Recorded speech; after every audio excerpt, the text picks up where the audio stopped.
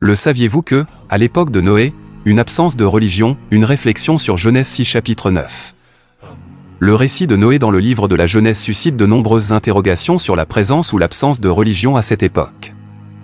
Un examen attentif du verset 6 chapitre 9 nous invite à considérer que Noé vivait dans une période où les religions organisées telles que nous les connaissons aujourd'hui n'existaient pas.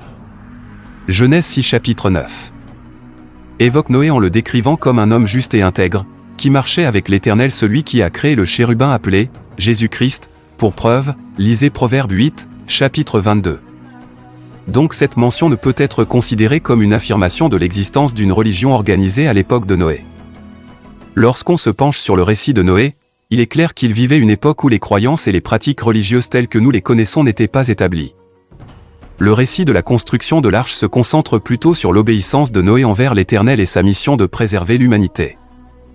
Religion moderne et interprétations erronées, il est important de distinguer entre le récit biblique et les interprétations modernes qui cherchent à asseoir des dogmes religieux. L'affirmation selon laquelle Noé avait une religion organisée est souvent utilisée pour soutenir des croyances spécifiques, mais elle repose sur des interprétations qui vont au-delà de ce que la Bible dévoile réellement. Noé peut être considéré comme un modèle de relation personnelle avec le Créateur, basé sur l'obéissance et la foi. Plutôt qu'une religion organisée, il était animé par une relation proche avec l'Éternel, marchant avec lui dans l'intégrité et la justice.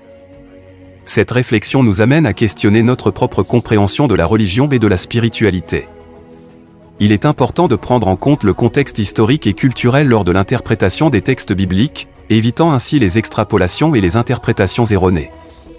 Conclusion, l'époque de Noé était marquée par l'absence de religions organisées telles que nous les connaissons aujourd'hui.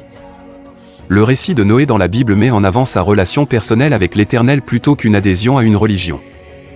Cette réflexion nous rappelle que la compréhension de la religion et de la spiritualité nécessite une approche nuancée et une analyse attentive des textes bibliques, loin des affirmations des religions modernes cherchant à asseoir leurs dogmes.